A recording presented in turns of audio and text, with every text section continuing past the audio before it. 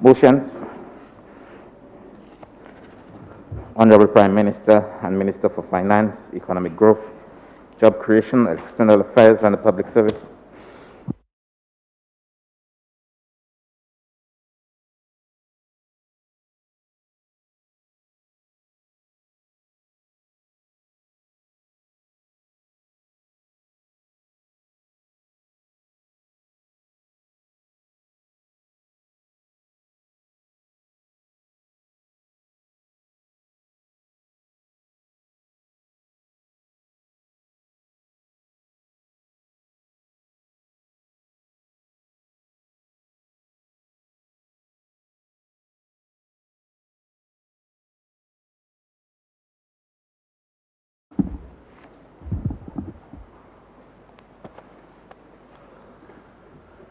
Mr. Speaker, I beg to move the following motion standing in my name. Whereas under Section 109(1)A of the Value Added Tax Act, Cap 15.42, the Act, it is provided that the Minister of Finance may, by order published in the Gazette, amend the schedules to the Act. And whereas it is further provided under Section 109(2) of the Act, that an order made pursuant to Section 109(1) of the Act is subject to an affirmative resolution of Parliament, except where the amendment is to customs tariff headings only.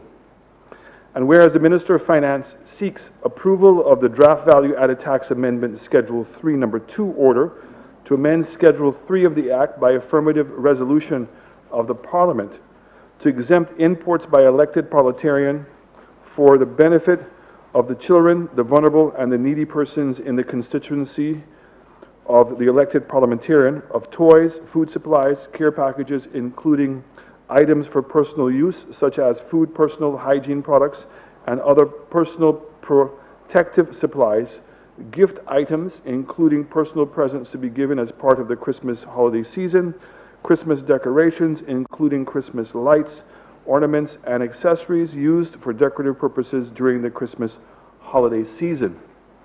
Be it resolved that the Parliament, by affirmative resolution, approves the draft value-added tax amendment of Schedule 3, Number 2 order, which amends Schedule 3 of the Act to exempt imports by an elected parliamentarian for the benefit of children, the vulnerable, and the needy persons in the constituency of the elected parliamentarian, of toys, food supplies, care packages, including items for personal use, such as food, personal hygiene products, and other personal protective supplies, gift items, including personal presents to be given as part of the Christmas holiday season, Christmas decorations, including Christmas lights, ornaments, accessories used for decorative purposes during the Christmas holiday season. Mr. Speaker, the resolution before the Parliament approval for the draft value-added tax amendment Schedule 3, Order 2. Mr. Speaker, under Section 109(1)A of the Value-Added Tax Cap 15.42, it is provided that the Minister of Finance may, by order published in the Gazette, amend the schedules to act further. Further, Mr. Speaker, Section 109(2) of the Act states that an order made pursuant to Section 109(1) of the Act is subject to an affirmative resolution of Parliament, except where the amendment is to customs tariff headings only. Mr. Speaker, the resolution before the Honourable House today seeks approval for an amendment to the Schedule 3 of the Act to exempt imports by an elected parliamentarian for the benefit of children, the vulnerable and needy persons in the constituency of elected parliamentarian, of toys, food supplies, care packages, including items for personal use, such as food, personal hygiene products, and other personal protective supplies, gift items, including personal presents to be given as part of the Christmas holiday season, Christmas decorations, including Christmas lights, ornaments, and accessories used for decorative purposes during the Christmas holiday season. Mr. Speaker, it is therefore proposed that Schedule 3 of the value-added tax, Cap 15.42, be amended by inserting the new paragraph after paragraph 26 to give effect to this exemption. Only elected parliamentarians will be able to access this relief, and only for the benefit of children, the vulnerable, and the needy persons in their constituency during the Christmas season. The exemption will be for the period November 15th, 2020 to January 31st, 2021. Mr. Speaker, We can all agree that the COVID-19 pandemic took us by surprise, and no one would have anticipated how far-reaching the impact of the pandemic would be. This crisis has placed a heavy financial burden on the government and the people of St. Lucia. We've articulated before in this Honourable House the impact of COVID-19 has had on our economy. The reduction in revenue, coupled with the increase in expenditure, has created an urgent financing need. Our social protection systems have been overwhelmed, to say the least, as we have attempted to provide assistance to as many households as possible, particularly those directly impacted by COVID-19. Whether it be through the Income Support Program, the National Feeding Program, the expansion of the Poverty List, the extension of the Barrel Concession, the expansion of the Education Assistance Program, just to name a few, Mr. Speaker. Our government has been working hard to provide a safety net and support system for vulnerable and to provide relief to the business sectors as we begin our recovery efforts. Mr. Speaker, our government remains acutely aware of the impact of this pandemic. As such, we continue to closely monitor the situation, and despite the immediate negative economic shock, we're beginning to see signs of recovery. Thousands of workers have been rehired. Most of our hotels have reopened. International travel has resumed, and our business sectors are slowly resuming operations. Despite this progress, we continue to maintain a close watch over our economy and continue to look for ways we can provide greater assistance, in particular to the most vulnerable among us. Mr. Speaker, the Cabinet of Ministers saw merit in endorsing this resolution before Parliament to waive VAT on the importation of categories of items outlined above. The intention is for elected parliamentarians to be able to secure the traditional Christmas toys and gifts and needed relief supplies for children, vulnerable and poor persons in their constituency. Under this intervention, elected parliamentarians will be able to obtain relief from VAT in addition to other existing relief measures, as VAT constitutes an additional cost of the items imported. This will redound to the more and many more households benefiting from the donations by elected parliamentarians. This will help bring some cheer to many households, as many persons would have lost their incomes and unable to acquire these items themselves. Despite the hard times facing our nation, we would like all St. Lucians to make the most of their festive season, which is usually characterized by giving, sharing, and celebration. Mr. Speaker, the government of St. Lucia remains committed to saving the lives and securing the livelihoods of our citizens. Much has been accomplished to date in response to COVID-19, Mr. Speaker, both from a healthcare perspective as well as an economic recovery. However, we are endeavoring to do a lot more in the interest of our people. We'd like to take this opportunity again to thank all the agencies, both private and public sector, as well as the international financial institutions, for the way that they have supported the government as we try our very best to manage the fallout from this pandemic and return our country back on a path of a sustainable growth for all.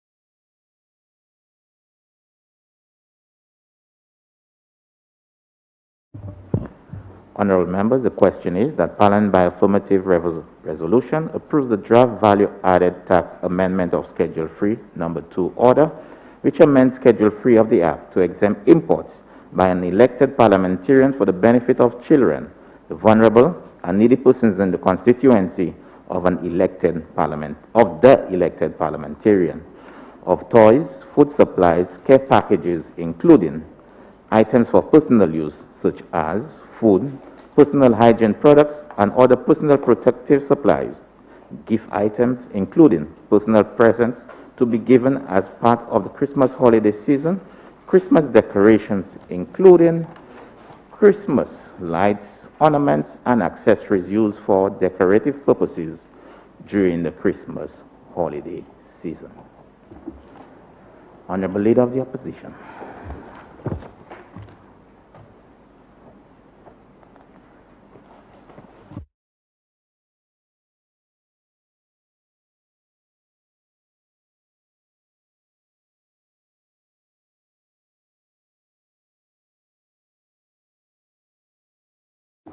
Thank you, Mr. Speaker. Mr. Speaker, on the surface, this motion sounds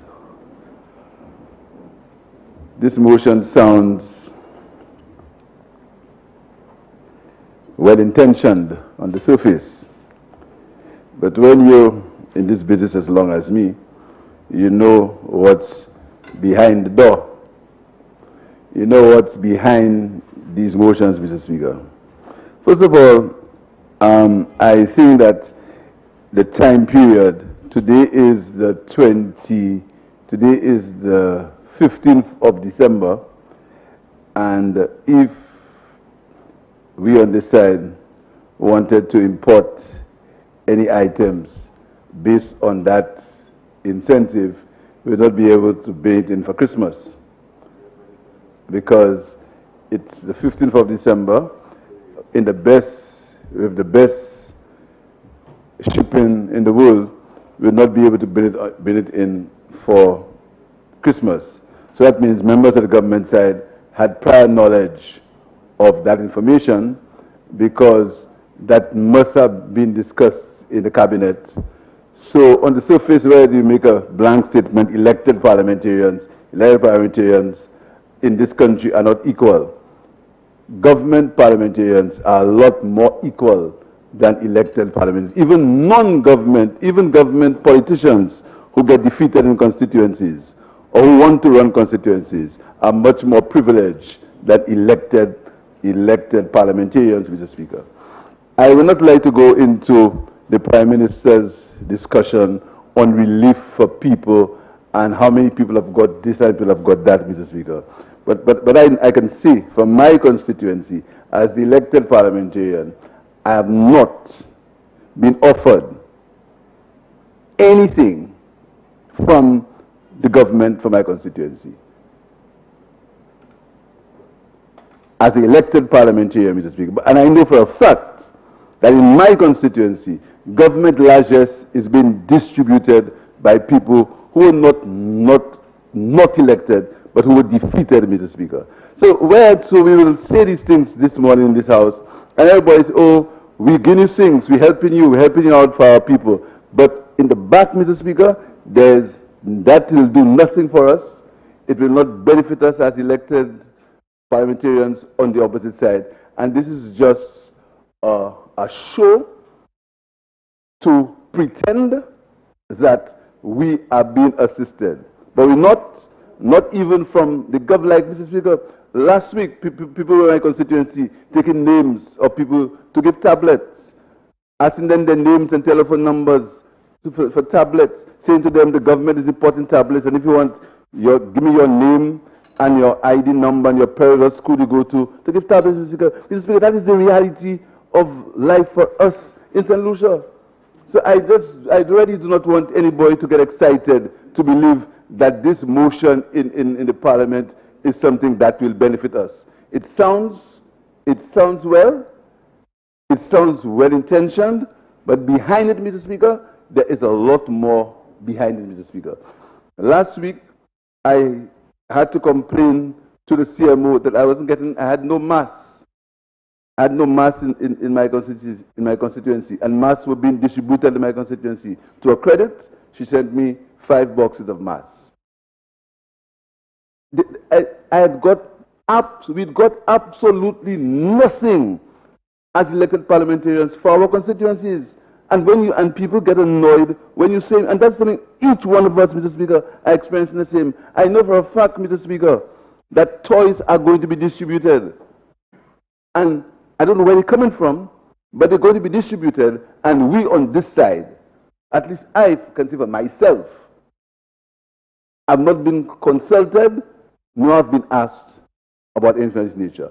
So I will not say that motion is not by intention, but what I can tell you is I want the public to know and put on the record that all elected parliamentarians are not the same. Some elected parliamentarians are more equal than others, and even non-elected parliamentarians who lose elections because they belong to the government are a lot more privileged and have a lot more access to government resources than us on this side. I thank you, Mr. Speaker.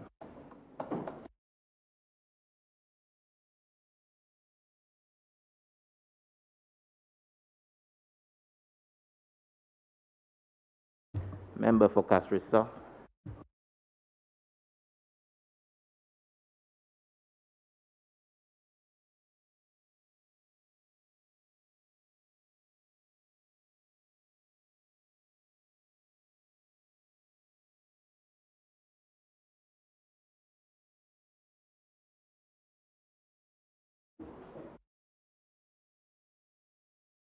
Thank you very much, Mr. Speaker.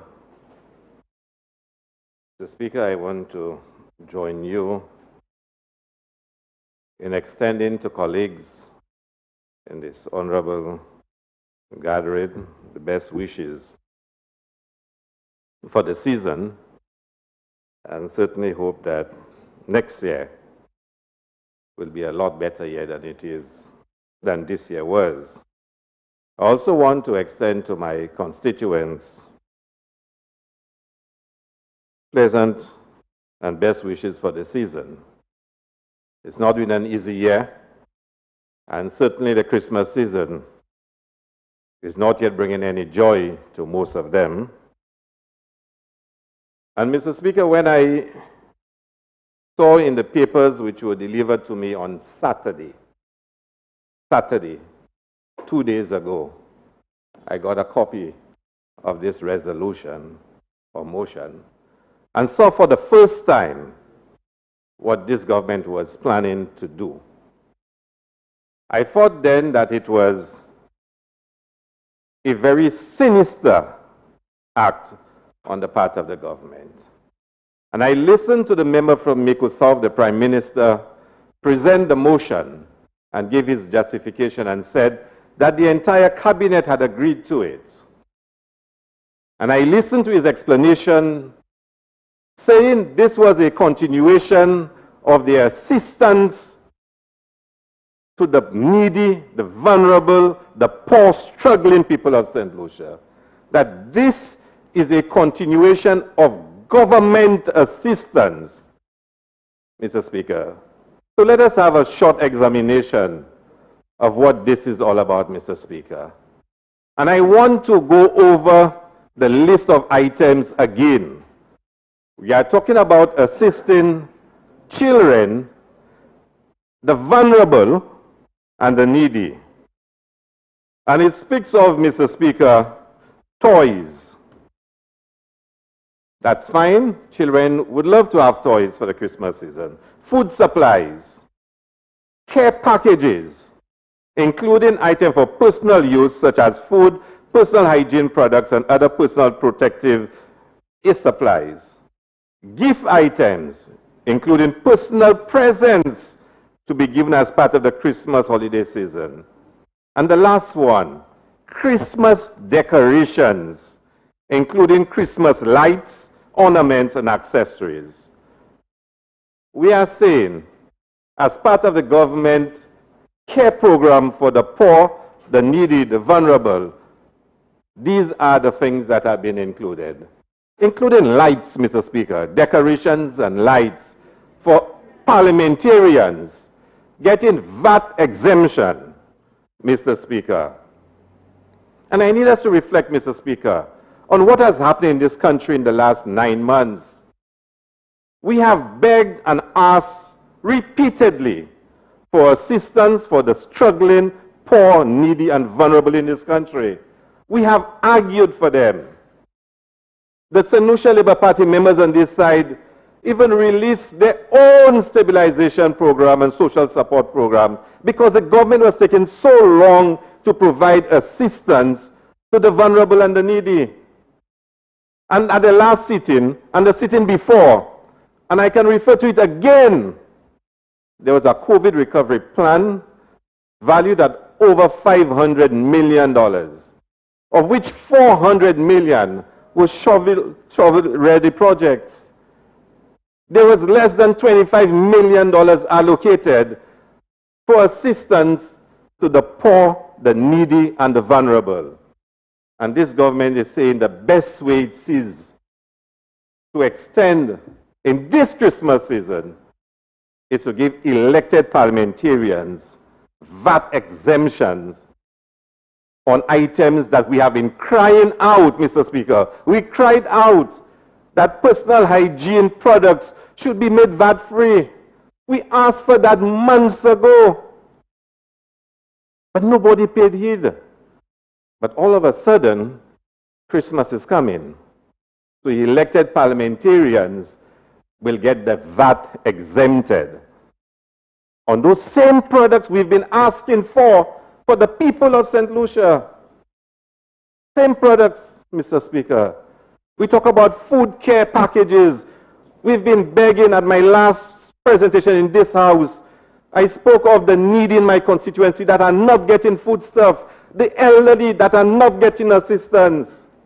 The government, Mr. Speaker, should be providing that for the needy people of St. Lucia. It's not done.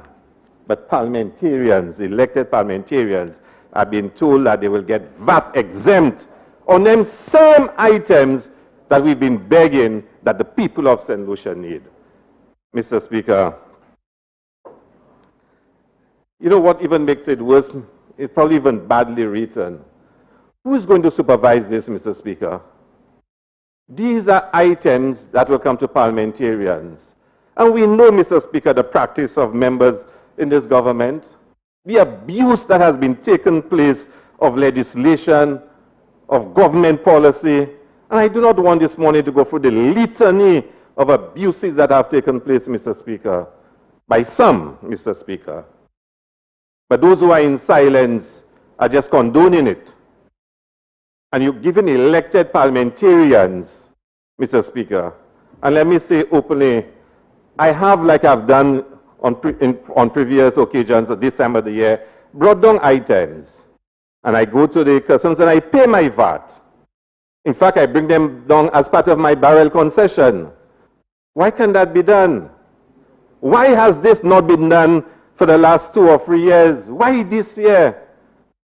Why this year, Mr. Speaker? That all of a sudden parliamentarians elected must be given VAT exemption on those items, including Christmas lights and decorations. I mean, I guess you will go to somebody's home, a needy person, and say, well, here is a little hamper with some items, and here is some lights to put up at your house, and, well, to show that your house is decorated and you're having a good Christmas. I'm worried about who's going to supervise this, and where are the items going to go. This, Mr. Speaker, is politicizing the supply of need to the vulnerable and to the poor. This is what it's all about. And let there be no doubt about it. I want support for the vulnerable and the needy. I want it. I've been begging for it. My colleagues on this side have been crying out for it. We want the assistance to be given to the needy and the vulnerable. And government must do it. We want it. But this is not how you do it. This is sinister. This is sinister, Mr. Speaker. And we have to ask the question, who really is going to benefit from this? And let me tell you what's most sinister about it, Mr. Speaker. Most sinister. We got to know about this on the weekend as elected parliamentarians. There is no way we can order anything tomorrow for it to be here by Christmas next week. Think about that.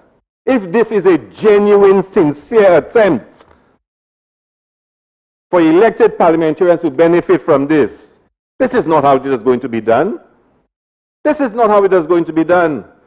I saw this on Saturday night, Mr. Speaker. We come into the House today. We met just about 3 weeks ago. We met at the end of November. He did not come to the House. Nobody on our side was told about it. And Christmas is next week, Friday. And you're telling me that you're sincere and genuine? This is sinister. And worse, Mr. Speaker, it's backdated to November 15th. Think about that. This is backdated to 1 month ago. 1 month ago. We are only getting to know about it on the weekend. It's only coming to this House at this sitting, not even the last sitting. And you tell me this is your response to help poor people in the communities? How do I know that some of those items will not be given on a program on TV as prizes, as one elected member on the other side is doing? How do we know that, Mr. Speaker? This is sinister. This is backdated to November 15th. And worse again, it extends to the end of January next year. Since when you have Christmas in January? This is for Christmas, for people to have joy in their heart, for Christmas. Imagine Christmas decoration lights coming in the middle of January and it qualifying for exemption under this. I want to see who will be putting up lights in January to celebrate Christmas. This is what this does. What does this say about the soul of this government, the personality of this government, the character of this government? This is a powerful statement about the men and women on the other side, Mr. Speaker. You backdate it to November 15th. We had a sitting after the 15th. You didn't bring it to the House. So at least certain members on our side could have ordered stuff if they wanted. You let us know on Saturday, and you bring it to the House today. But all your stuff is already in customs. Because you backdate it to November 15th. You would not backdate it to November 15th if there was nothing that was brought in just after November 15th. Because if your stuff is coming this week, you probably have dated it from today when it comes to this House. This is sinister. And we need help for the vulnerable and the poor. There are too many people in my constituency that are begging for food, for assistance, for the Christmas, and they cannot get it. The same items we were asking this government to give for the last 9 months, they refuse to give. Now they want elected members to get VAT exempt on those items. This is sinister. This is the worst example of a government that is insensitive and has no care for the ordinary man. And I have no difficulty, Mr. Speaker, in telling you, I cry for those who are in need, for the children, the vulnerable. But, Mr. Speaker, this cannot be allowed to stand without condemning it for what it is, Mr. Speaker. Thank you very much.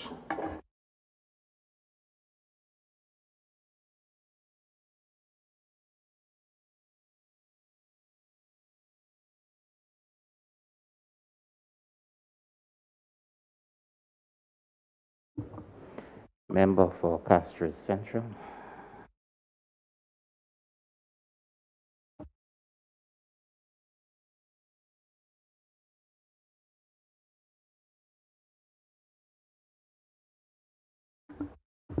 Mr. Speaker, I rise to support the resolution before this Honorable House. Mr. Speaker, unfortunately, in our politics, politicians are always suspected. And so it applies to all of us and anyone who dares put his or her name on a ballot paper. Our intentions are suspect, and we need to prove that they are honorable intentions. Mr. Speaker, I can speak for myself, knowing very clearly that once elected by the people of Castries Central, that I represent everyone, every single elector in Castries Central, and certainly every single resident in Castries Central, whether or not they are registered in my constituency. I'm very clear about that, Mr. Speaker. Very clear that once elected, I represent those who voted for me and those who may not have voted for me. Very clear that I represent those who support me and those who may not support me. Very clear that I represent those who like me and those who may not like me. And Mr. Speaker, this is what I trust and I hope that every single elected member in this honorable House does when he or she represents people in his constituency. And Mr. Speaker, therefore, I do take strong objection to the insinuation by some members on the other side that this resolution is sinister. What is wrong with an elected parliamentarian being afforded the opportunity of providing persons in his or her constituency with toys, food supplies, care packages, etc. for Christmas? Every single person in St. Lucia is represented by someone in here. Every single person in St. Lucia is supposed to be looked after by someone in here. Every single person in St. Lucia who is vulnerable is supposed to be cared for by someone in here. This resolution leaves no one behind. It is up to us in our constituencies to find the vulnerable, to find the needy, to find those most in need of these care packages. We cannot come here and blame the government and accuse the government of being sinister if we have not done our work and find who the vulnerable are in our constituencies. What this resolution provides is that elected parliamentarians will be able to have an opportunity to provide these much-needed supplies to their constituents. Mr. Speaker, we know what this government has been battling with COVID. We know how hard this government has tried to ensure that the needy get the best help that they can get, Mr. Speaker. And we know how it is important that we keep the resources of this country coming in so that we can provide the basic things like health care, so that we can provide the masks, so that we can pay the doctors, pay the nurses, pay the civil servants. The fact that the government is exempting VAT for a specified period of time is a responsible thing to do. And why is it being criticized? Mr. Speaker, I don't see the problem with the lights. I couldn't help but draw out the storybook I've been reading recently, How the Grinch Stole Christmas. When the Grinch tried to steal Christmas, he tried to steal the lights as well. Lights are important for Christmas. I want to tell the member for Castries South, lights are important as well. The children need the lights, they need the toys, they need the foods. Mr. Speaker, last week, or for the past 2 weeks in my constituency, through our Synergy program, we dispatched 10 community support workers.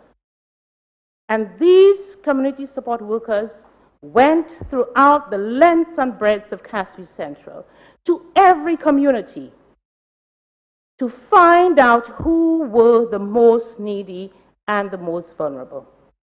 Our questionnaire didn't ask people where they intend to vote.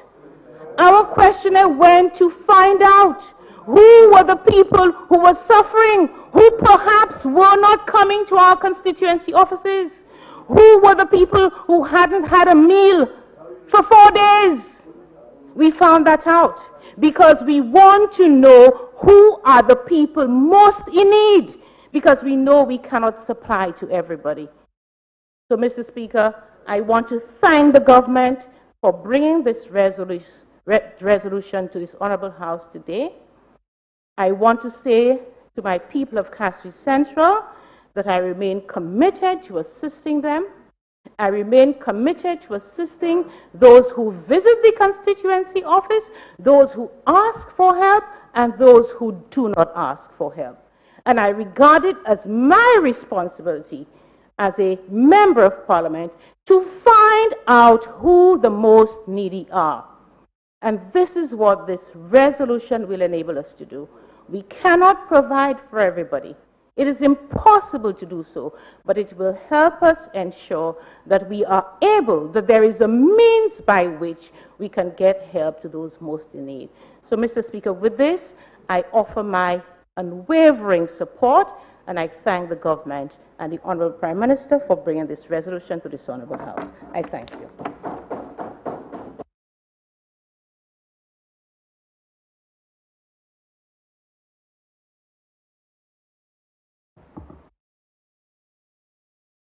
Member for Soufrière, Francis Jacques.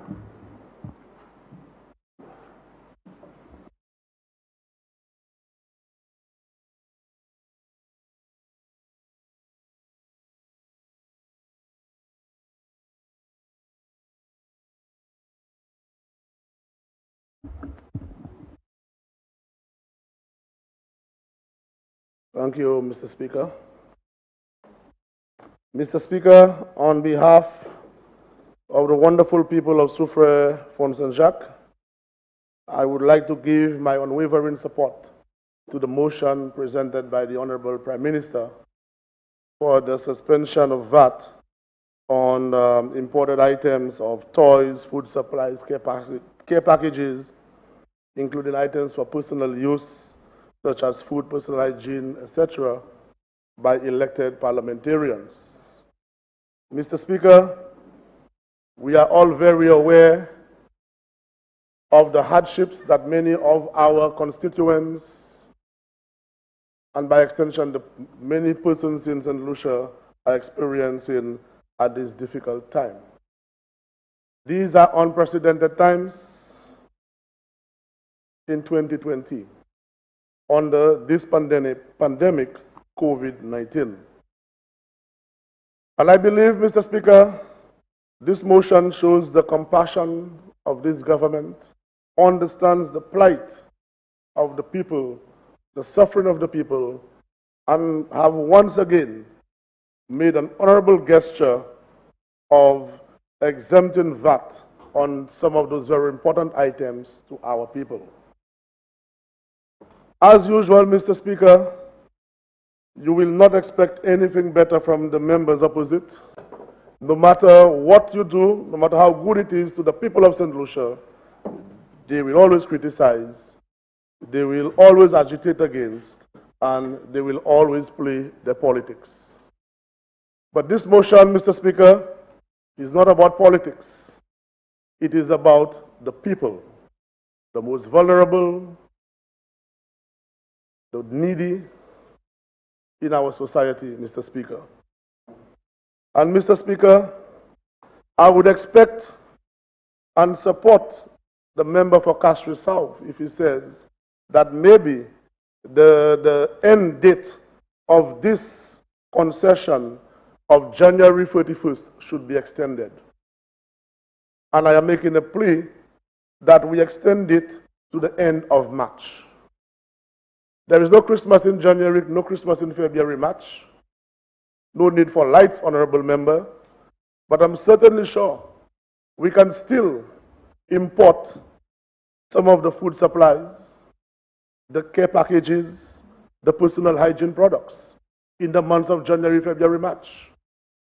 I would support an extension beyond January 31st, Mr. Speaker.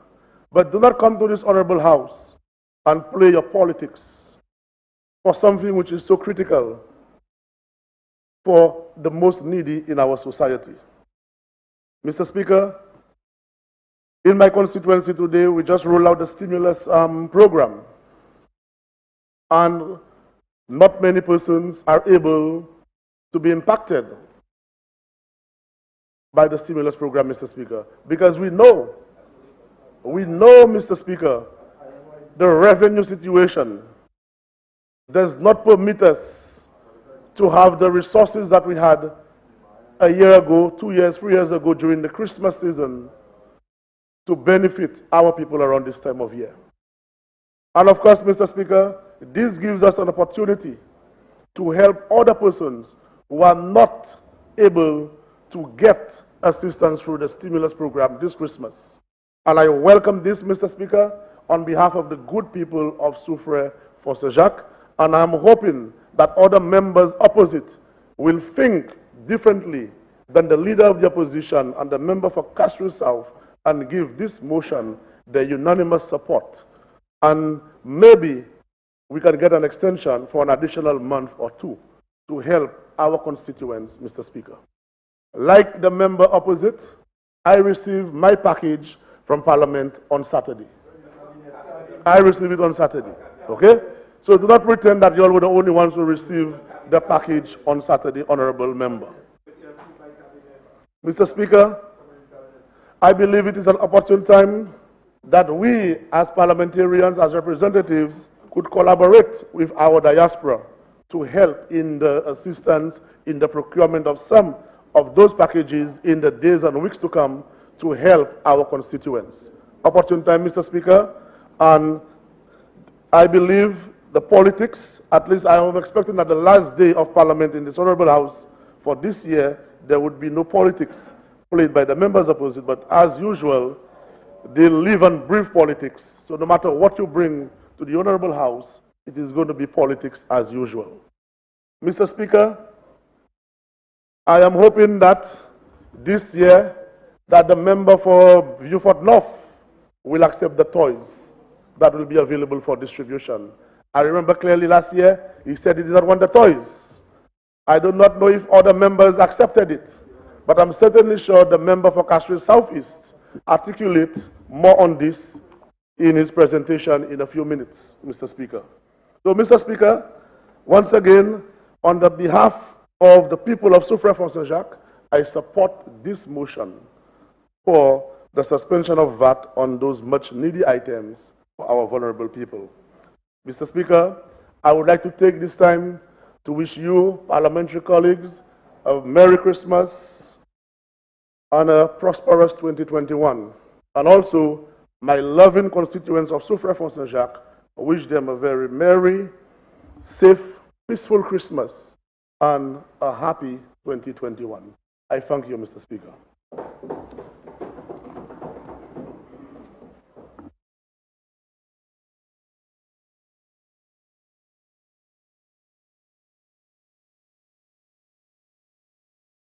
Honorable Prime Minister. Member for Castries Southeast.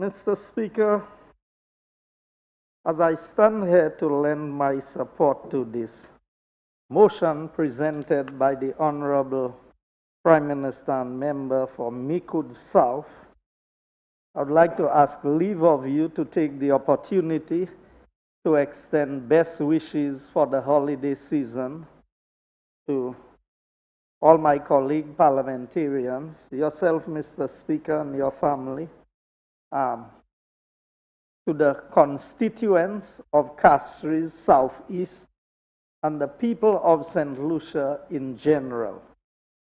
Mr. Speaker, it has been a very challenging year.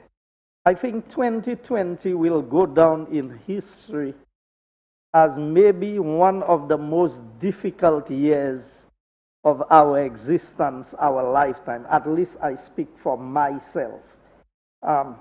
Given the challenges that we have faced, and we are coming to the end of the year. And so I really want to wish everyone well, not just for this year, the remainder of this year, but that we are going to have a brighter and better 2021 than we had in 2020. We have to thank God, Mr. Speaker, that we are here today and on the eve of the close of the year, that we can be sitting in the Parliament of St. Lucia, even in the midst that all of us have weathered the storm of COVID fairly at this point in time, and not a single member of the Parliament or the Parliament chamber have been exposed to this virus. That is a lot for us to be thankful for, given the level of exposure that we all have as parliamentarians.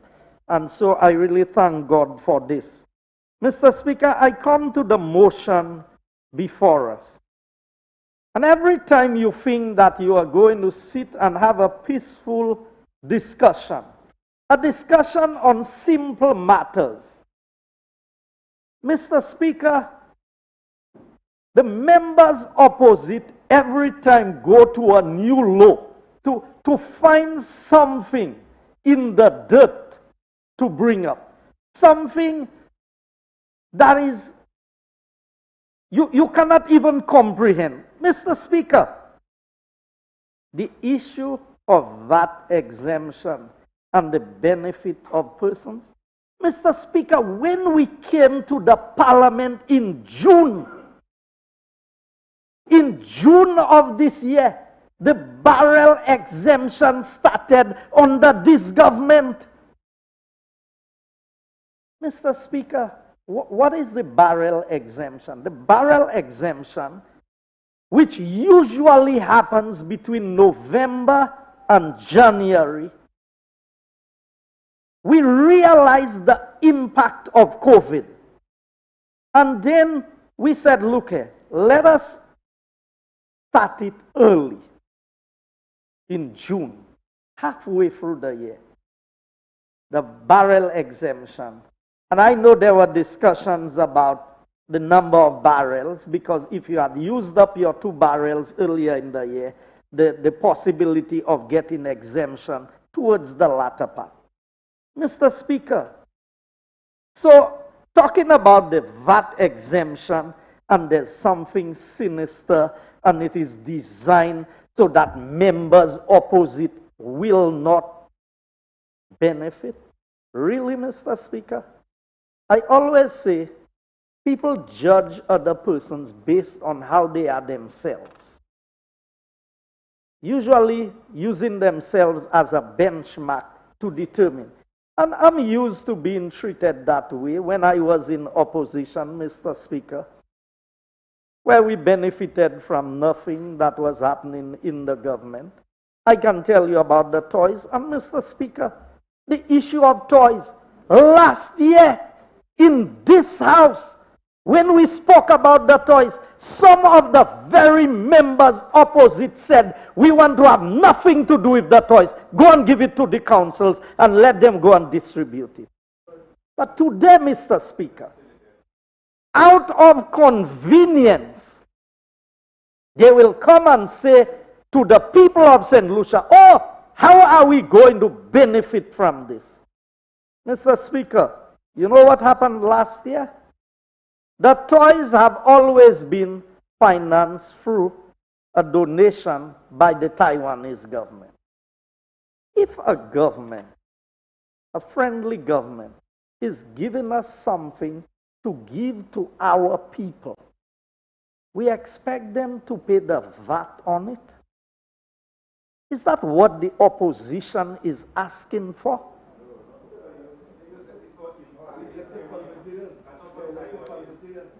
Mr. Speaker, when the Taiwanese brings in the toys, it goes to all parliamentarians who so wish to get toys to distribute. On a point of order, Mr. Speaker. This was the point of order. This parliamentarian has never received toys in Taiwan. A point of order, Mr. Speaker. He's misleading the House. After 25 years, that's your Misleading point the of House. order? As usual, you're misleading the House. Mr. Speaker, Mr. Speaker, you heard the member? I know about lies. I know about lies, honorable member. But Mr. Speaker, the truth always hurts. Mr. Speaker, you cannot represent the people and at the same time you want to be high and mighty in your approach that, oh, I will not accept anything from this government for the benefit of my people. Because you see, Mr. Speaker, they have some people who have some kind of pride. When it comes to, so if it's the Flabo government or the UWP government that is in office, we are not going to take anything from them to give to the people. We don't do this for ourselves. Mr. Speaker, for the member from Castries South to come and say that this is sinister, what the government is doing, and it's because they knew that they ordered something. Mr. Speaker, it is not hard to prove that. They get access to all kinds of documents, those who have friends at customs. It's not difficult to find out what members on this side have ordered and where it is. Find out who has ordered things. So if you feel that coming to the parliament at this stage to get exemption gave us a head start on you, I will tell you, everything I'm doing for my constituency is being purchased locally and there's no VAT exemption for me. So if you want to speak, yes, the member for Castries East stood up on a point of order which I never understood, to speak for himself that he has not received.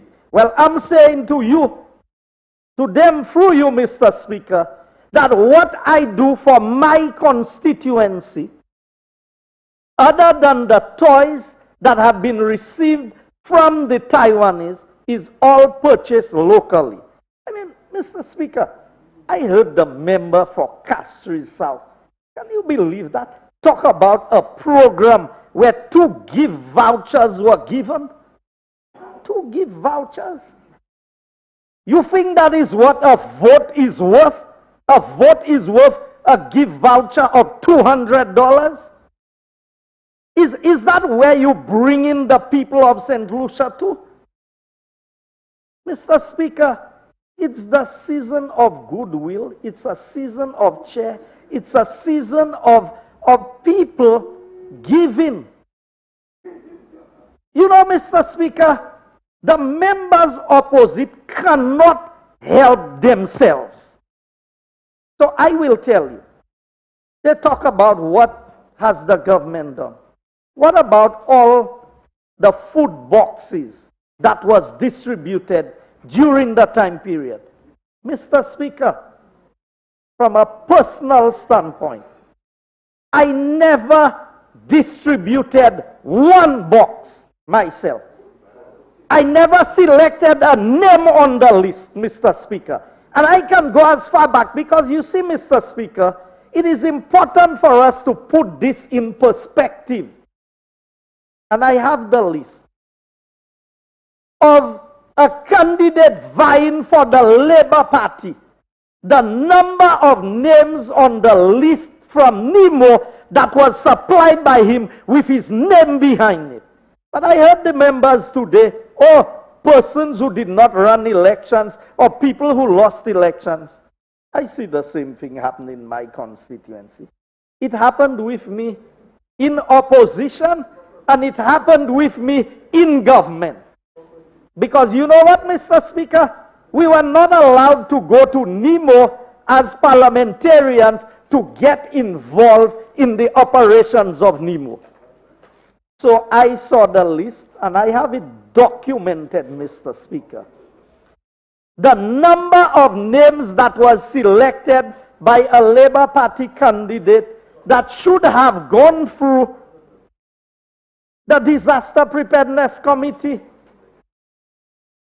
And while I, as the sitting MP, was never asked to supply 1 name on the list.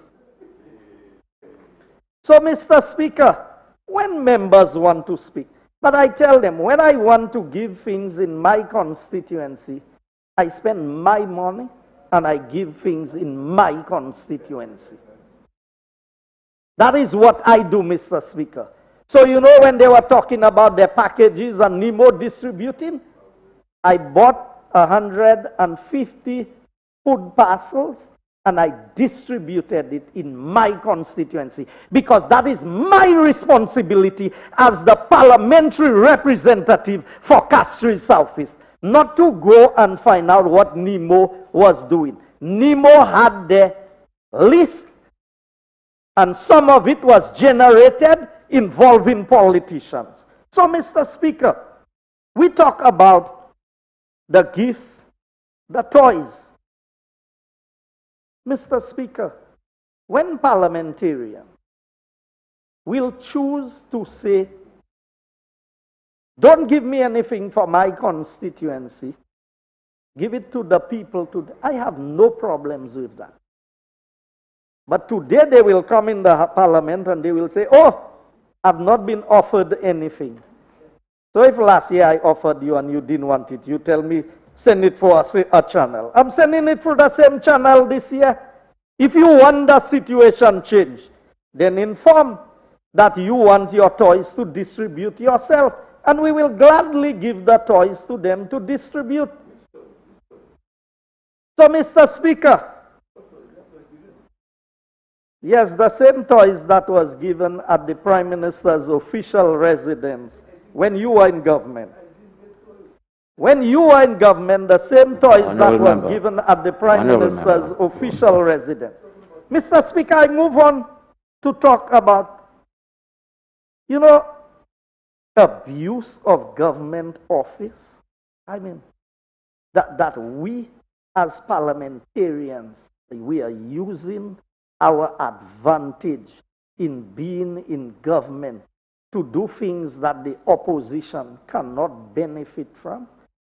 Mr. Speaker, so am I to believe, I heard the member for Castries South talk about his things coming down in barrels. Did he pay the duties on the barrels? Did he pay the VAT on the barrels that came in?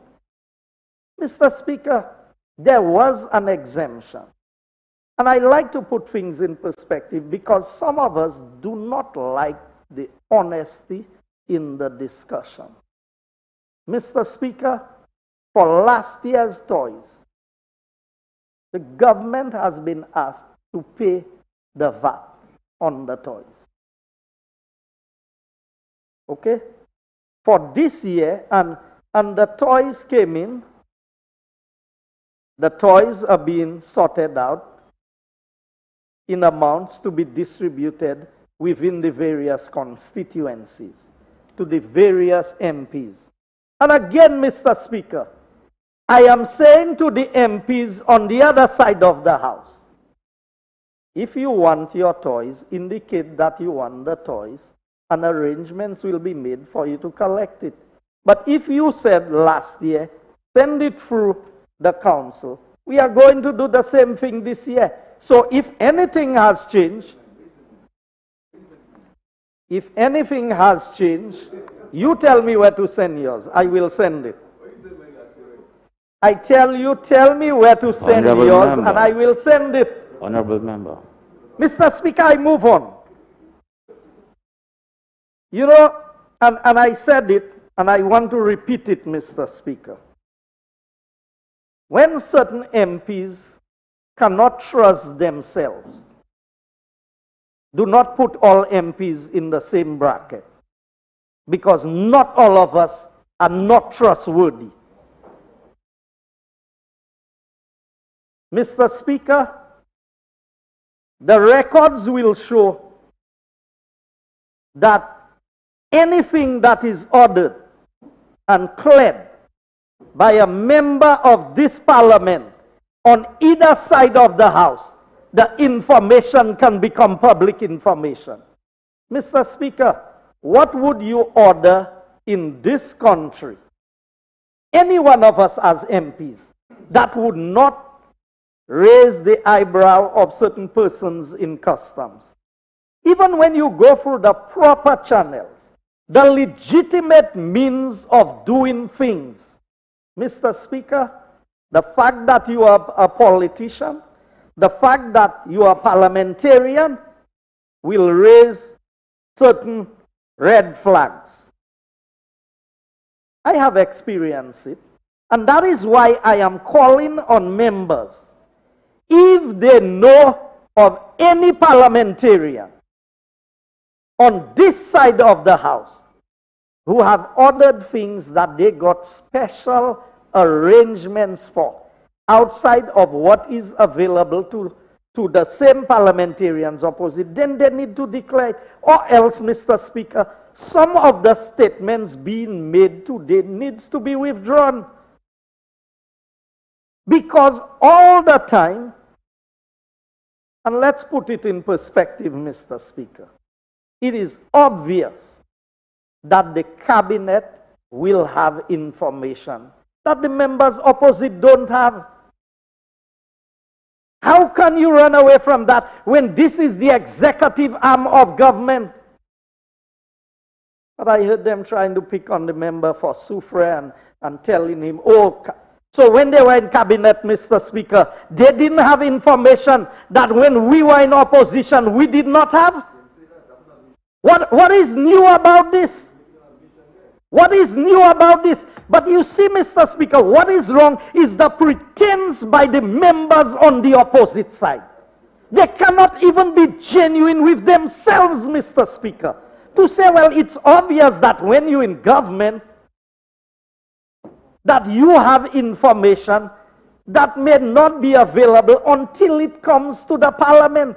But it is the use of that information that becomes critical. So, Mr. Speaker, for my food hamper distribution, my food parcel distribution this year, I could have said, well, these things are coming in and we are going to buy from overseas. Mr. Speaker, everything I am using for my food parcel distribution was purchased locally. Everything.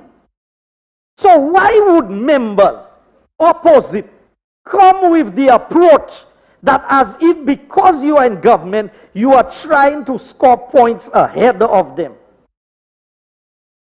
Mr. Speaker, let me give you one example to illustrate the point I am making. Between 2006 and 2011, when I was in government, we brought in a container of materials to build some houses in the constituency. It was from a CARICOM country, Guyana, to be precise, Mr. Speaker. And so it did not have VAT, but there was, not VAT, it did not have taxes per se, import duties. But there were some taxes to be paid. You know what the customs requested of me? That I had to give them the names of every single person who was getting a few sheets of plywood, who was getting some galvanized, who was getting some posts. And I said to them, to pay $8,000 duty fees to customs, I have to give you everybody's name for that. So if I go in to give somebody 2 sheets of plywood, I must declare that for a donation that this must go there. So I said, you know what? Let me pay the duty. Because I don't want nobody's list of names going out there tomorrow that the minister gave them 5 sheets of plywood and then he put their name on a list. Because we know how documents leak in this country. That's the reality of what we are faced with. And sometimes it happens to us on both sides of the political divide, Mr. Speaker. But this is the reality because there are some people who play more politics in their job than the politicians who are in the house itself, Mr. Speaker. And we need to be mindful of that. So when parliamentarians themselves who are benefiting, whether directly or indirectly, their constituents, because it's not for themselves. None of us, I don't believe any parliamentarian in this house, on either side, will go and buy something and get it VAT exempt for their personal use. I don't believe that. I believe that every parliamentarian in here ought to be smarter than that to know that you can't go and buy things to put in your house and get it VAT-free or exempt-free. But, Mr. Speaker, the resolution is clear. It's for the benefit of children, the vulnerable, and the needy. Mr. Speaker, the members opposite will find grounds to deny that, to say that I am not supporting VAT exemption for toys for children. You know how many parents who cannot afford to buy a toy to put a smile on the face of a child during this season because of the number of persons who have lost their jobs during the COVID environment? And can you believe, in honesty, that a parliamentarian on the opposite side of the house would be opposed to something like this and would call the government sinister for trying to give exemptions. And the member said, oh, in January, is that only limited to toys? Is that only limited to Christmas lights? You know, in this present environment, there are lots of people who order things. There are people who order things for weddings, and the date for the wedding is getting there, and they cannot get the things that they ordered for their wedding. There are people who have had to postpone their weddings because of the COVID environment in which we are in. So, Mr. Speaker, if we had, but when we give the Christmas barrels, it goes all the way into January. I mean, Mr. Speaker, what is it that the members opposite, especially the member for Castries South, what is it that I'm saying here that you not understand?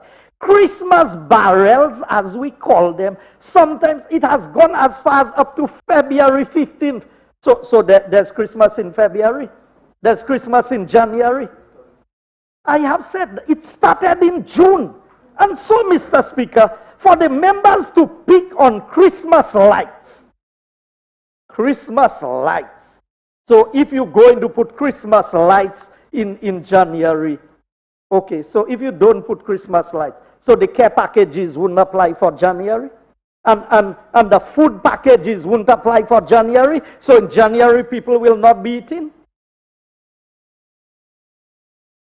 I mean, Mr. Speaker, that is the level of representation that the people of Castries South has in this house. That is the, you know, for members opposite, and the member in particular spoke about abuse of office. Mr. Speaker, maybe the member for Castries South, in trying to talk about the abuse of office, should, and the VAT issue, should tell us what happened in the UK. That is what he should tell us, Mr. Speaker. Honorable member. Yes. Honorable. Sergeant. I will just step outside as the second time because I don't want to do it publicly. Continue, honorable member. Mr. Speaker, on the issue of abuse, and I'm saying that members opposite needs to be mindful that if they abuse office when they are in office, the members on this side do not abuse the privilege given to us to serve the people of St. Lucia. And Mr. Speaker, I am going to say again, I signed for Joe a letter, but I didn't sign for a vehicle that was belonging to the state. Honorable members. Mr. Speaker, I continue. On the issue of vehicles, Mr. Speaker, and we're talking about customs, and we're talking about, and Mr. Speaker, I've wanted to put this on the record. When my vehicle, which is a duty-free vehicle, came into St. Lucia, I cleared my vehicle in December, Mr. Speaker. In December, I cleared my vehicle. Remember, I'm in government. I got my duty-free vehicle. I bought a used vehicle. Because you know what? I did not want my CIF price to go above the 100,000. So I could get my full duty-free. You know what happened, Mr. Speaker? Less than a month, I was called in by customs, and I was told, Mr. Speaker, that we were informed by the person who imported who sold the vehicle to you in Japan, that this vehicle was on the invoice. So I came to the meeting. There were about 6 customs officers, and we're speaking about the trust. We're speaking about the ability to do things, and whether you can trust people in terms of what they do or what they don't do. I went to the meeting, Mr. Speaker, and you know what I was told? I was told that we got a call from Japan that you under-invoice your vehicle. I said, you got a call that I under-invoice my vehicle? And then I said, and that exporter is still exporting vehicles to St. Lucia. So in all the vehicles he has exported to St. Lucia, the only vehicle that was under-invoice is mine. And then there was a back and forth with them. And I made a joke out of it. I said to them, if I was going to do anything, I would over-invoice the vehicle. I would not under-invoice it. Tell me, oh, you're not supposed to say that. I said, that's how ridiculous your argument is. And they asked me, where's your evidence? And I pulled out my phone and I showed them the picture of the vehicle, the price quoted, every single thing from June. We were negotiating for the vehicle and everything, the transfer of the funds for the payment of the vehicle and everything. You know what they told me at the end of the conversation? Your information corresponds with ours. So I said, 5 minutes ago, you got that information. But Mr. Speaker, that is what we go through in this country. While some people, Mr. Speaker, because they have friends in certain places, can get away with anything. But you can only get away for a period of time. And so, Mr. Speaker, those who cannot trust themselves will always come to the Parliament of St. Lucia and find that there's something sinister about what government is doing. But there's nothing sinister.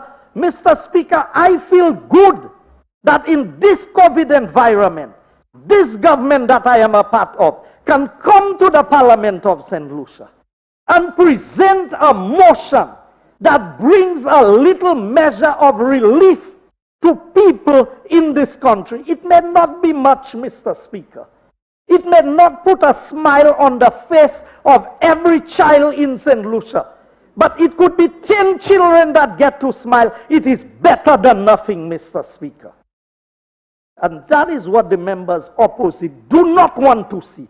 They do not want to see the children of St. Lucia being happy in this Christmas season. So they will find a way to oppose a simple resolution to give a little exemption for a little food supply, a little Christmas light that can decorate a park or something. Some of the houses may not even be decorated because some of the parents may not even have the money to buy lights to decorate the house.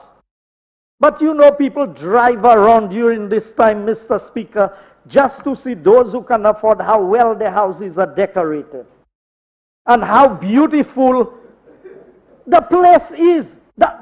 I mean, we knew, Mr. Speaker, and the member for Mikud South said it, this year would have been a year when we had encouraged all of the business places, including government offices and all landlords of government offices, to have brightened up the country during this Christmas season. This is not something new.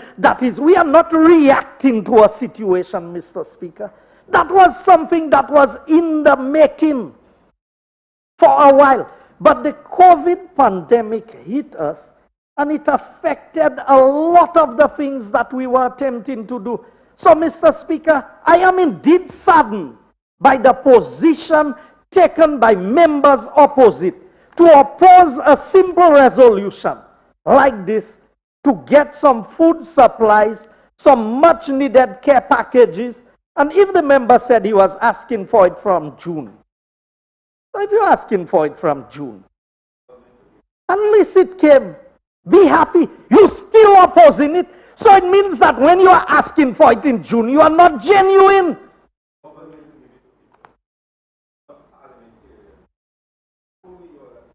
You see, Mr. Speaker, that is the problem. You cannot have your cake and eat it. And that is what the member for Castries South always try to do. He wants to eat the cake and he still wants to have it. So, Mr. Speaker, and when the members oppose it, those who will speak after me, you know what they'll come and say now? We're not opposing it. Huh? That's what they'll come back and say, and I challenge you. I challenge them through you, Mr. Speaker. You'll hear they'll twist the language. And they'll say, well, we're not really opposed to the concession on these supplies. But, Mr. Speaker, I believe in the circumstances, this government has done the best that it could. They have asked us not to do anything to benefit the people of St. Lucia other than to try and do handouts. And we know that it's not the case, Mr. Speaker. Most of the things that we have, you cannot just go and give it. If we could, we would have. Which government would be in office and would have money at its disposal and can just give to, but they're telling you just give it. But you give two prices. You name the people who donated the prices, and they still say you are trying to buy votes. Really, Mr. Speaker? I have been given vouchers before from SSDF. Members opposite have received vouchers when they were in government to be able to distribute $100 food voucher that you would give to people. So shouldn't we as parliamentarians receive these things to give to our people? I don't use the voucher to go and shop for myself. But any business person in this country, Mr. Speaker, and we have a lot of goodwill business people who wants to give something to a constituent, all of us welcome it. But you know what, Mr. Speaker? Some of them hide to do it. And if they hide in to do that, they have other things they hide in also. It's open, it's transparent. What we have done there is for everybody to see. That's why it comes to the parliament. We don't disguise what we do. And so, Mr. Speaker, members opposite, they will do things for people. They will use all kind of back doors to facilitate things as if the people in the country don't know. Mr. Speaker, I know what they're promising. The people they're promising things to in my constituency, they come back and tell me what they have been promised. My members opposite. I know when they give them things, where they send them and collect it and pretend as if it's not them. But you see, Mr. Speaker, I am always worried about my constituency because we are vulnerable to landslides and we are vulnerable to flooding and we are vulnerable to a lot of things. So yes, everything. If there's too much sun, we are affected. If there's too much rain, we are affected. So I'm always worried about my constituency. Because that is why I have been elected to represent the people. Mr. Speaker, the member for Castries, he said, I'm always worried. But if you're representing that number of people who have their own challenges, you're not going to be concerned about them. You're not going to be worried about their well-being. Of course you have to be. Unless you can feel that for the people, you cannot be a genuine representative. And I'll give him an example for you, Mr. Speaker. When everybody asks me to move my office from there because every time it rains, it floods there. Tell them no. Let my office flood. I can put it on a hill, yes, but I will not understand what the people go through every day. You have to be able to empathize with the people. And you want to know how worried I am about my people? Every time it rains, I'm in the constituency. And I still live in the constituency. Mr. Speaker, you see, I want persons to understand, and I want the people of St. Lucia during this season to understand. You have a genuine, caring government. And if there's anything we've found ourselves in trouble with, is we've been genuine and upfront with the people of St. Lucia. We've always given the information. I think if there's one thing the Prime Minister and member for Castries for Mikud South has been condemned for, is the amount of information that he's giving. Even sometimes when he's thinking about something, he shares it with the public and the opposition take it and they run with it. So that's why they dated the election for the 11th of December. The Labour Party dated the election for the 11th of December. And so, Mr. Speaker, in the season of good cheer, I am appealing to the members opposite to stop working against the people of St. Lucia. Allow the people to get a little relief. Allow them. Allow the parliamentarians to spend a few of the dollars that they have earned during the year to bring a few supplies that they can give to the people.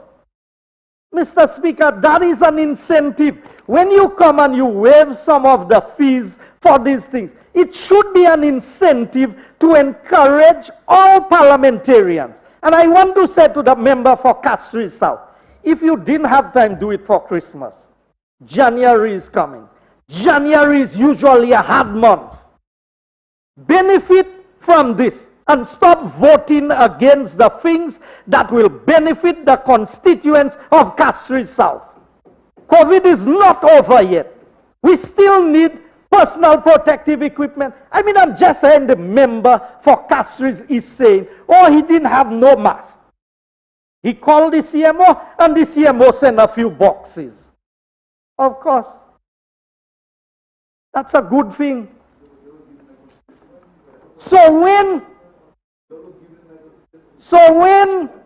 this is passed in the House, which he is speaking against, Mr. Speaker, he can now order 10 boxes of masks and he can get it VAT-free and duty-free to be able to give to his constituents. But you heard them. They don't want to spend any of their money for the constituency. You heard the member for Castries South. You heard what he said. We expect the government to do it. The government cannot do everything, Mr. Speaker. The government is doing as much as it can in the circumstances. All of us. And I know them, Mr. Speaker. Some of them have spent some resources to do things for their constituency, you know. But for cheap politics, they will come inside there and make it look like, oh, that's something bad.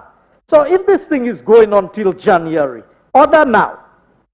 You have the whole of January to receive these supplies, to get them duty-free, because I have not ordered anything.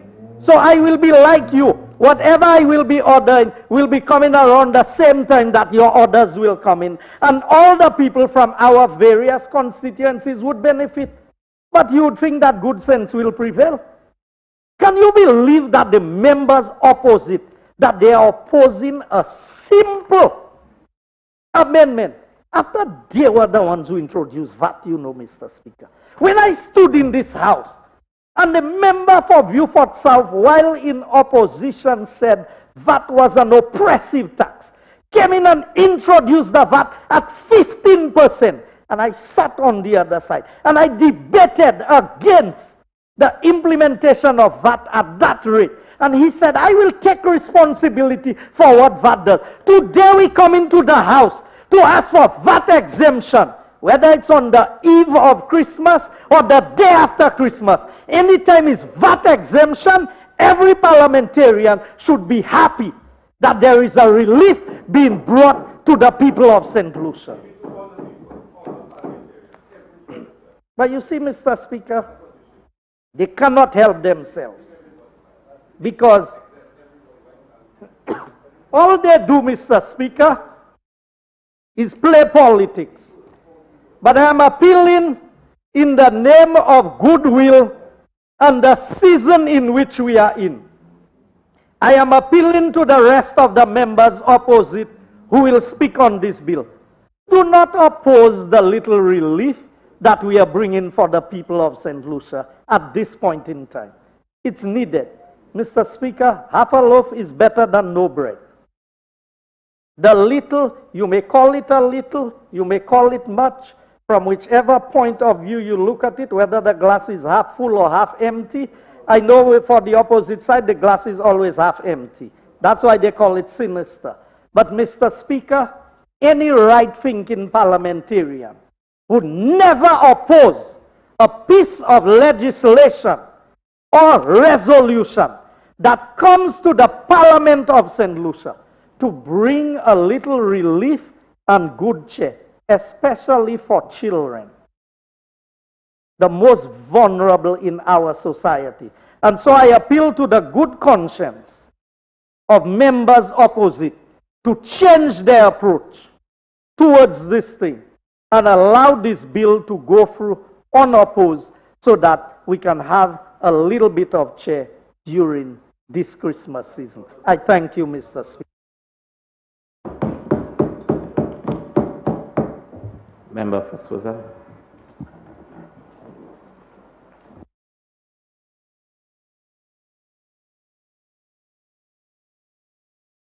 And member, before you say anything, I'll add unsalvables.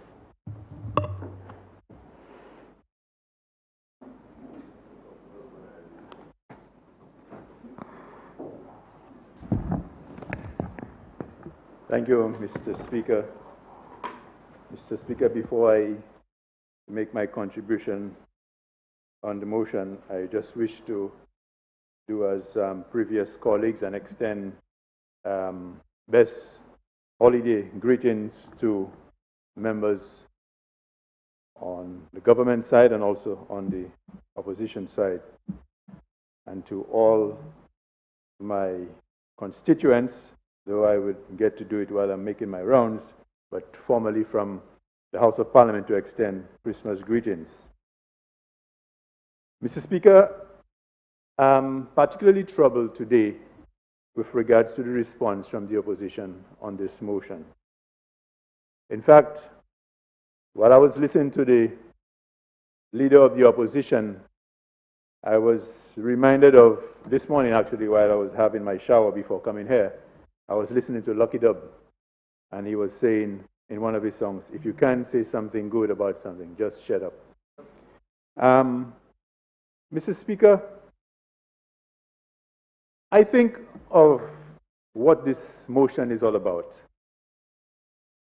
And Mr. Speaker, I understand when you're on the other side, you're expected to oppose various bills, various resolutions that come to the House. But Mr. Speaker, I am very troubled with the contents of this motion and as to why the opposition would think that they should oppose this motion, Mr. Speaker. And Mr. Speaker, I just want to speak to a couple of areas on the motion. And it says, an import by an elected parliamentarian for the benefit of children, the vulnerable and needy persons. Mr. Speaker, in our communities across the island, we have a wide section of people who fall in this bracket. Whether you're a supporter of the government side, whether you support the opposition, we all have people who fall into this bracket. And God forbid, Mr. Speaker, if I should ever get myself on the other side, and the government side presents something like that, and I should oppose it, I think I deserve to be struck down by lightning, as the saying goes. Mr. Speaker, this is for the most vulnerable people in our community.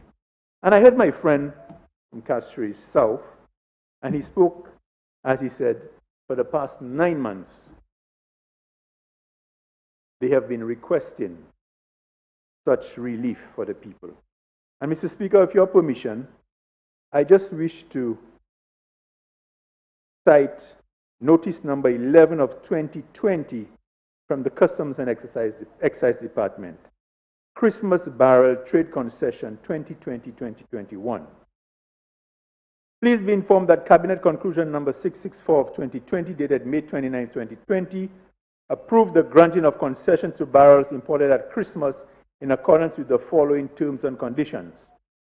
100% waiver of import duty on personal items, food, clothing, toys, and other household consumables contained in barrels imported between June 2nd, 2020 and January 31st, 2021. Electronic items are explicitly excluded. The only addition in this motion is electronic items, which is the Christmas box, Mr. Speaker. The number of barrels that would qualify for the concessions would be limited to 3 per household. There would be an upper limit of EC 2,500 per barrel on the value of items qualifying for concessions.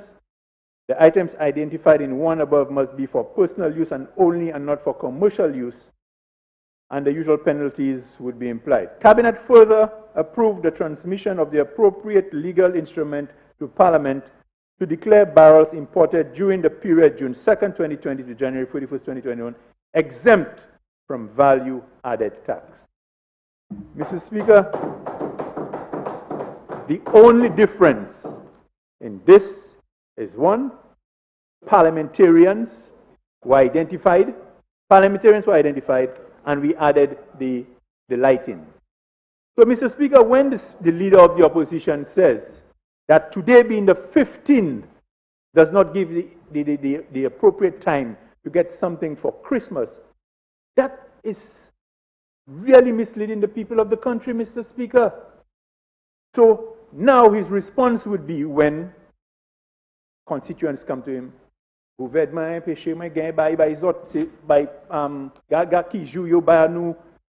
Mr. Speaker, from June, the member, you're telling me the member could have brought down a barrel of cornflakes and he could not have given it to a vulnerable person in his community, various vulnerable people in the community who needed, Mr. Speaker?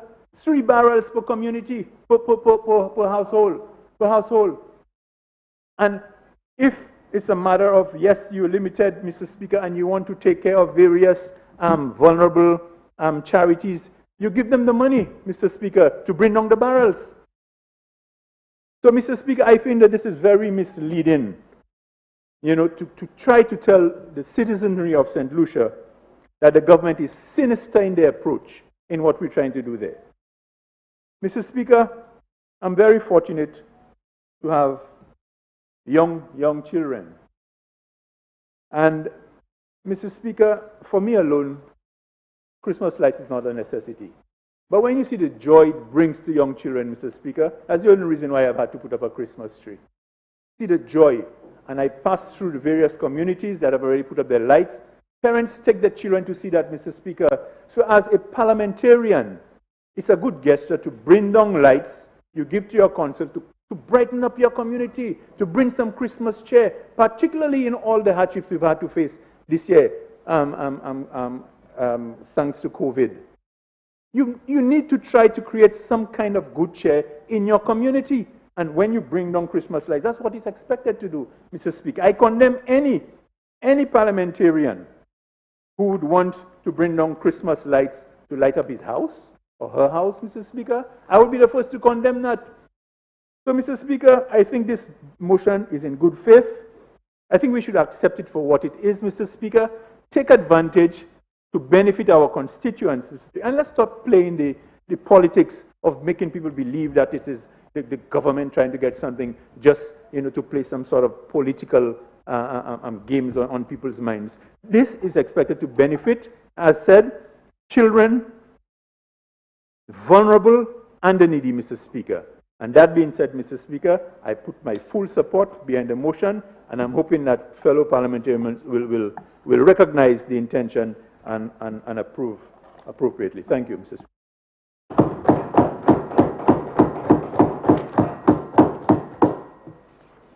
Member for Grosley. Second.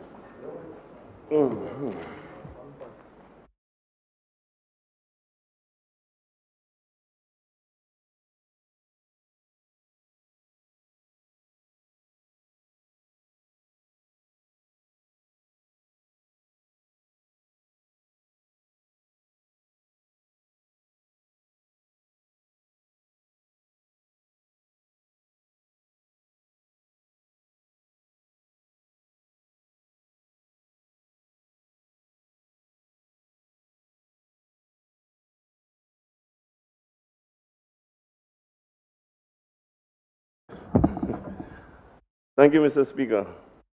Mr. Speaker, before I begin my presentation on the motion before us, permit me some leave to express best wishes and seasonal greetings to my constituents, the rest of St. Lucia, St. Lucians in the diaspora, to my colleagues here in this honorable house, and to all who are within reach of my voice.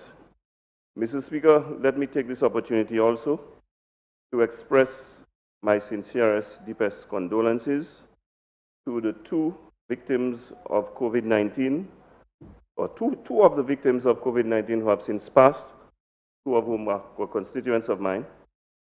I want to take this opportunity, given the fact that tomorrow, virtual service to mark the passing of Oswald Wilkinson Lucia will be taking place.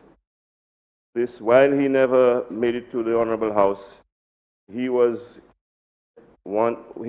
tried. He was once a politician, and as a fellow politician, I want to acknowledge his passing and to express my sincere condolences to his family, friends, associates, and all those who mourn his passing. Mr. Speaker, I mentioned Mr. Lucia. I also want to mention Mr. Oliver Scott. And though both of those gentlemen were of differing political complexion to mine, I must say that I enjoyed a very good working, social, and cordial relations with them, especially in the area of sports administration. Mr. Scott was once the president of the National Cricket Association. Mr. Lucia, Wilkie, as I fondly call him, was once the president of the St. Lucia Football Association. And both those gentlemen made their contribution to the development of St. Lucia, especially our youth, in their chosen sporting areas. And as a former sports officer and as a former sporting aspirant, they touched my life in different ways. And I want to say that Mr. Lucia, in particular, was a very good friend of mine, a gentleman, notwithstanding his political affiliation. I want to say that when I returned to St. Lucia as a professional in the field of sports medicine, I recall writing to the National Sporting Association that were mostly incidentally headed by people of a red tint. I did not receive the courtesy even of a response from the majority of the associations, save and except for the National Football Association, Netball Association, and Basketball. Not even the association that I was a part of, track and field, even gave me the courtesy of a response. But I respect Mr. Lucia because I said it in a tribute to him earlier, and I want to repeat it here. That Mr. Lucia came to my home on Maritera Street in Groseley and gave me an invitation to serve as a member of the medical team for the national football teams. And of course, if you know Mr. Lucia, he's a very light-hearted person, very jovial, very humorous. I recall him starting the conversation by saying to me, I have an invitation for you. Of course, it is not an invitation to the St. Lucia Labour Party's convention, but it was an invitation to serve with the National Football Association, a memory I cherish because not only did it provide me an opportunity to grow and benefit professionally, but also as a politician myself, it restored my confidence in humanity. It restored my appreciation for the fact that despite our differences, we can work together for the common good, and that we can be civil and courteous to each other, notwithstanding the differences that we have. Mr. Speaker, that having been said, as Minister of Equity, Social Justice, Local Government and Empowerment, it would be remiss of me to sit here and not make a contribution to the discourse taking place here on such a motion. Mr. Speaker, I sat and listened to other contributions, especially the contribution by the member for Castries South.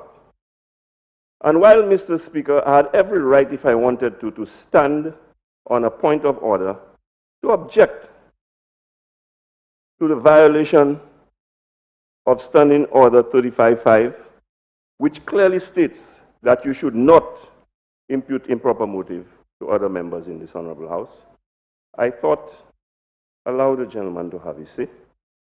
I would have my opportunity to have my say. And now, Mr. Speaker, I'm prepared to have my say. Mr. Speaker, for the member for Castries South, and I take it very personal, to accuse me of being sinister, because he went to at length to indicate that all of us on this side were sinister. I want to quote something that I've been told many times by my deceased mother. People judge others by their own standards. That would be my response to the member's allegations on that issue. And so his cynicism does not characterize people like myself or anybody on this other side, but instead makes a statement about his own character and nature. Mr. Speaker, I hear members on the other side opposing the exemption of VAT for the purpose of imports for the Christmas season on items such as food, care packages, Christmas toys, lights, etc. Or, most importantly, for the poor, the vulnerable, and children. I hear colleagues on the other side opposing it. So having VAT-free on imports on items that may make for a better Christmas for people who are poor, vulnerable, and children is something that the St. Lucia Labour Party parliamentarians oppose. Mr. Speaker, I had the privilege chosen by Cabinet to negotiate with the Ministry of Finance on the issue of back pay for parliamentarians. And I will tell you, Mr. Speaker, I did my best to get the most that I could for us. I was successful in getting the Ministry of Finance to agree to pay us through bonds, tax-free. I'm not saying we don't deserve it. All I'm saying is that they didn't oppose it.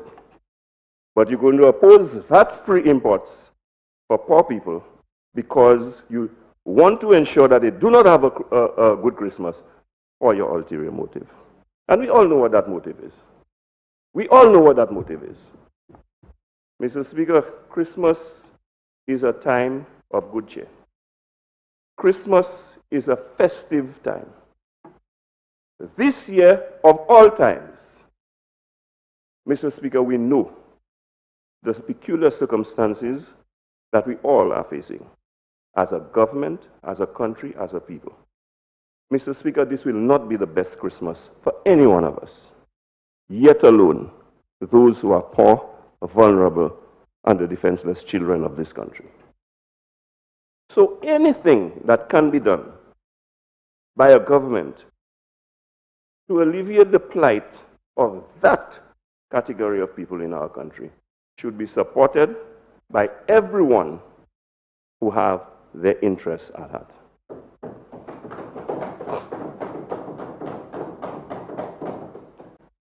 And so, Mr. Speaker, I stand here today to say, not only do I support that move, I strongly support it. And I support any other measure that will be put in place to alleviate the plight of the poor, the vulnerable, and the children of this country, especially at this time, given the scourge of this COVID-19 pandemic. Mr. Speaker, I also listened while the opposition, in their usual emotional fashion, make false allegation after false allegation. And one of the allegations that was made is that they asked the government to do this and to do that to help the poor people, and we did not. Mr. Speaker, I have every reason, every right to stand here and make emotional arguments. After all, when you look at the portfolio that I hold, social services fall under my category, under my purview. And if I want to be emotional, more so than the Minister of Finance, who probably relies more on statistics than I do, more so than the Minister of Economic Affairs, Minister of Infrastructure. I have every right to do so. But, Mr. Speaker, as a responsible representative, as a responsible member of Cabinet, as a responsible parliamentarian, I rather speak to this House based on facts rather than emotion. Mr. Speaker, here are some of the facts that are indisputable.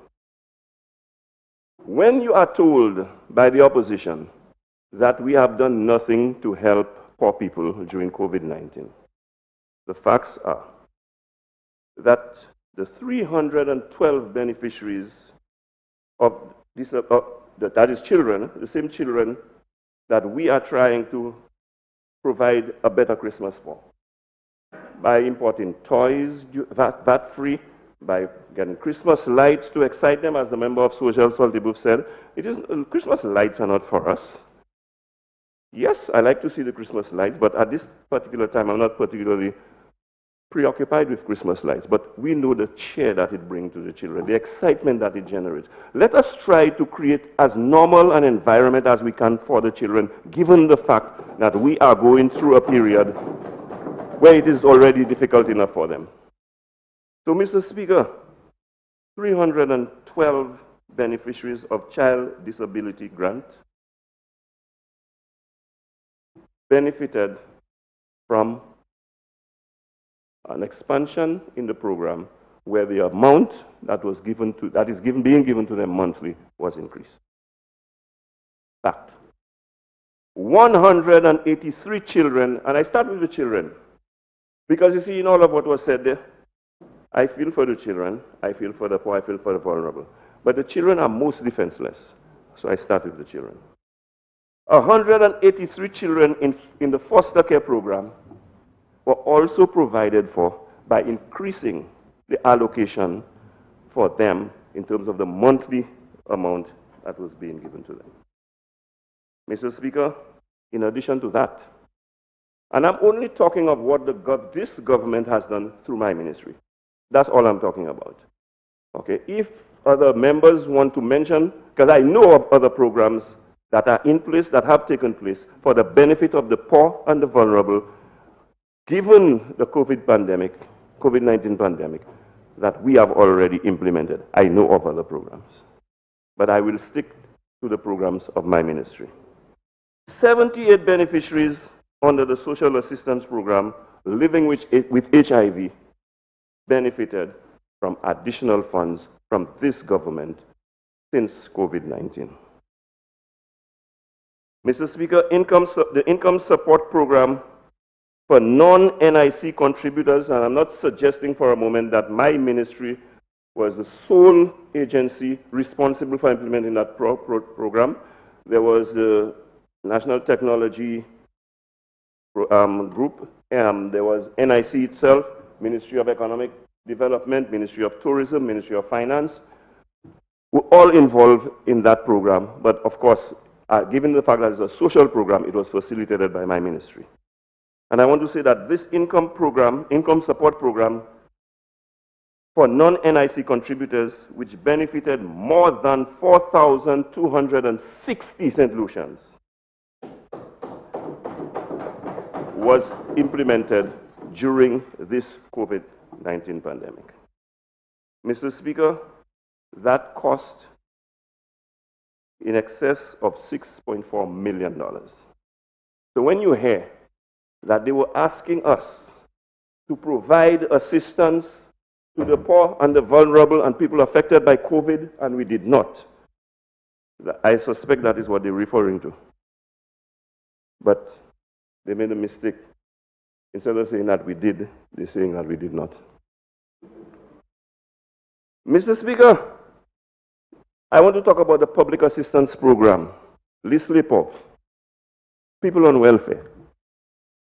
Mr. Speaker, that program since COVID-19 has grown from a total of 2,600 households to 3,600 households, an increase of 1,000 households. an increase of 1,000 households.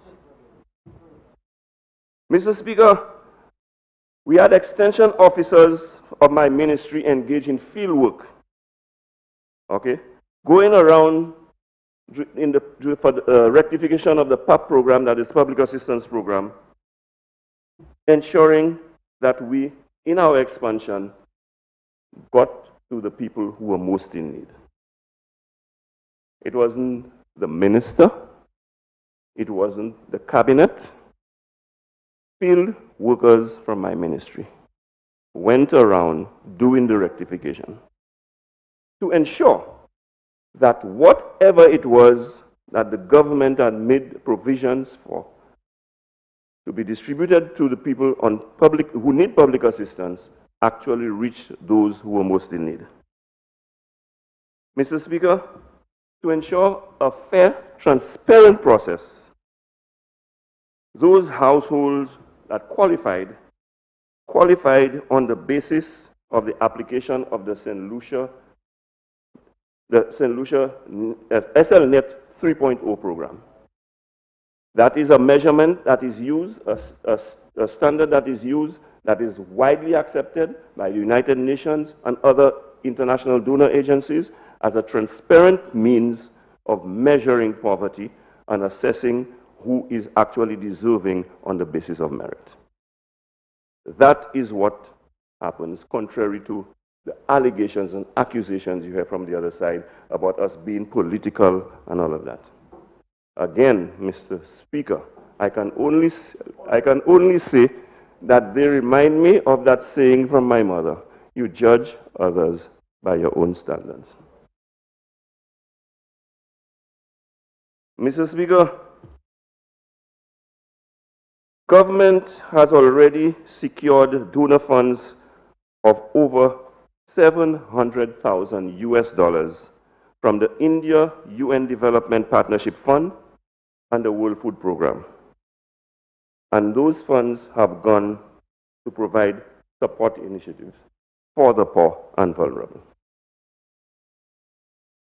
You heard them say that we have done nothing to help the poor. Mr. Speaker, that is what they call nothing. But Mr. Speaker, I want to go a little further because, you see, I must mention some of the initiatives because when I listen to the other side, I ask myself, are they real? I mean, who they think they're fooling? For what? To make political mileage? Mr. Speaker, the truth always comes to light. So after we've heard all the deceptions, after we've heard all the false allegations, I'm here to tell you what the truth is, as the reality reveals. Other initiatives which the government, through my ministry, has been involved in and will continue to be involved in to facilitate the poor, the vulnerable, and the children that we are talking about. Mr. Speaker, I'm talking about what we have done, what we are doing, and what we will do. Mr. Speaker, the food distribution of hot meals, food packages, as well as hygiene kits to the poor and the vulnerable. That has been done, was being done, is being done during the current COVID-19 period. And if any member of this honorable house sitting here wants to tell me that they are not aware of it, you are making a confession that you're not in touch with what is going on with your people because you're not interested in the well-being and welfare of your people. Mr. Speaker, what she said was that she was finding out who are most in need. She's aware that it was happening. Mr. Speaker, we had the execution of an education assistance program implemented through the SSDF, St. Lucia Social Development Fund. Mr. Speaker, we provided assistance to parents for school children, for school children to the tune of over $3 million that came from the government of St. Lucia. the same government that I heard who did not provide any assistance for the poor and the vulnerable during COVID. Mr. Speaker,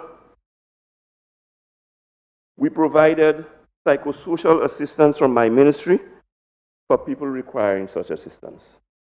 And Mr. Speaker, you may want to put a dollar value on it. We did not. We were interested and concerned about the well-being and the welfare of our people. And that is a very interesting and important program, Mr. Speaker. And while it seemed to be an intangible, there were many people who were severely impacted by COVID-19 who needed psychosocial support. Mr. Speaker, as a parliamentary representative, I have sat in my constituency office, and there are people who have come to me whose lives have been transformed dramatically by the fact that, in some cases, given the constituency that I represent, where many of my constituents work in the hospitality industry, I've had, for example, a case where both mother and father worked in the tourist industry. Both were out of work since March and had to find themselves in a situation because they could not manage to pay their rent that the couple had to go to live with the wife's parents. These are the dramatic changes that take place in people's lives as a consequence of the upheaval that was caused economically and health-wise by this pandemic. So, Mr. Speaker, whatever it is we can do to alleviate the plight of people who are suffering, who are reeling under the scourge of this pandemic, should be supported, should be welcomed, should be embraced by every member in this honorable House who is truly concerned about the well-being and welfare of our people. So, Mr. Speaker, okay, they finally agree. Huh? Mr. Speaker, you may want to tell me, they may want to tell me, because they say Christmas lights and whatever. And you know the attitude? And that is where, I have heard it from some people on the ground, and that is where they get it from, because people tend to follow their leaders. Un para manger light. No, un para manger light. But before, you heard lights and toys, you heard food packages, you heard care packages. They did not hear that part. But, Mr. Speaker, there is also this program where we provided assistance to the poor and the vulnerable again. And guess what? The electricity supply support program. We instituted a program, Mr. Speaker, where we assisted the poor and the vulnerable in meeting the cost of the electricity bills. Mr. Speaker, children benefited tremendously from it, especially children who are of school age. That is another social program that was implemented by this government to the tune again of about $3 million for the benefit of the poor and the vulnerable. Mr. Speaker, we had the implementation of the SDGs, that's the Sustainable Development Goals Fund Joint Program, and the Human Capital Resilience Program.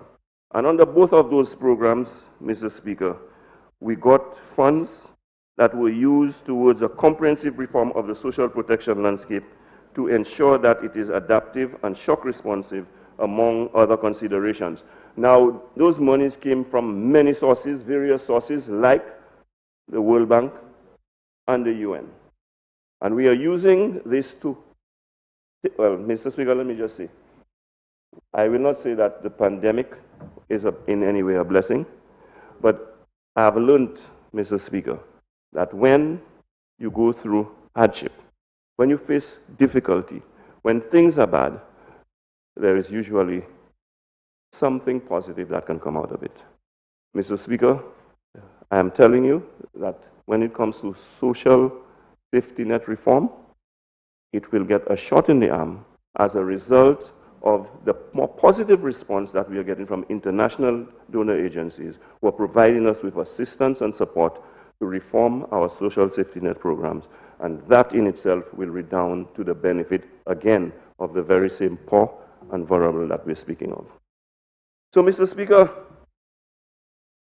I invite those who did not know, those who were pretending that they did not know, and those that I know who now know, to sing a different song. Do not try to mislead anyone. Yes, apart from the fact that it is the Christmas season, I know it is also the silly season. Do not try to mislead anyone for the simple reason of gaining political mileage. Do not be disingenuous. Call a spade, si bon, di bon. Give credit where credit is due. Give Jack his jacket, like buy UWP Flamboy. Mr. Speaker, I stand here in total support of this initiative, the motion that is before the House. The only point that I would want to make, I would want to suggest, Mr. Speaker, that we consider, in light of the economic hardship that is being experienced by our local entrepreneurs. And Mr. Speaker, those who have been in the House with me before will know that even when we have spoken of barrels, Mr. Speaker, I have had my reservations to a certain extent, in the sense that I'm a little apprehensive when it comes to the fact that perhaps we are cutting down some of the sales of local business places.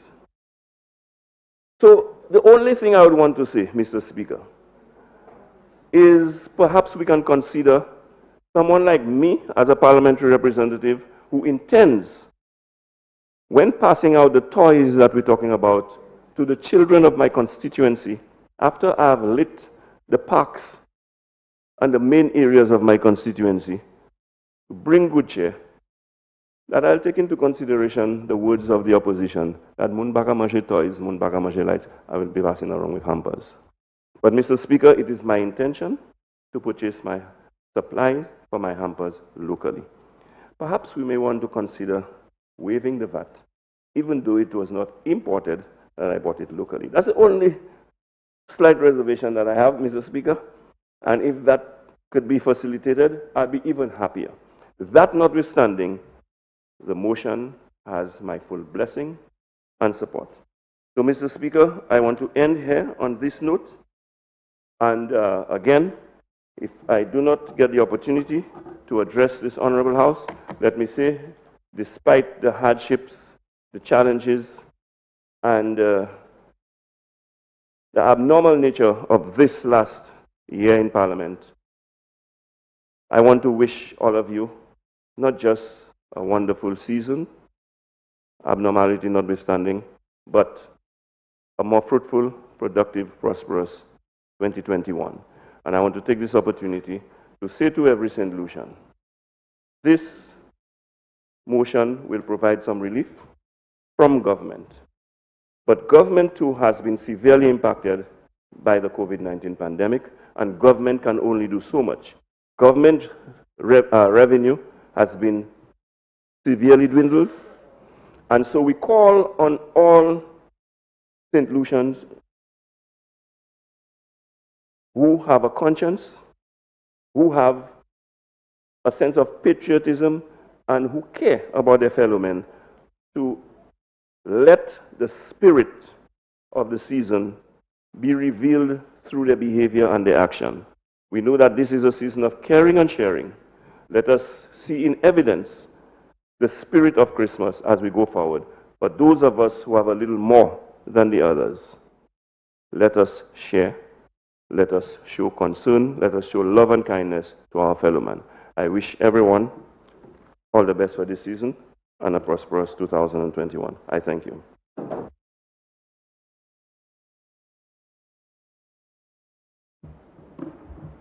Member for Barbados.